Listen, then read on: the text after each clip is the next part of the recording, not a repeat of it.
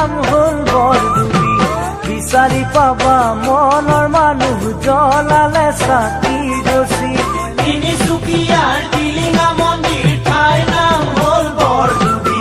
বিচাৰি পাবা মনৰ মানুহ জ্বলালে চাকি গছি। জানো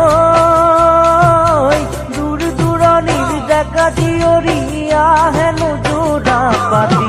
পুৱা গধূলি টিলিঙা বান্ধে হবলে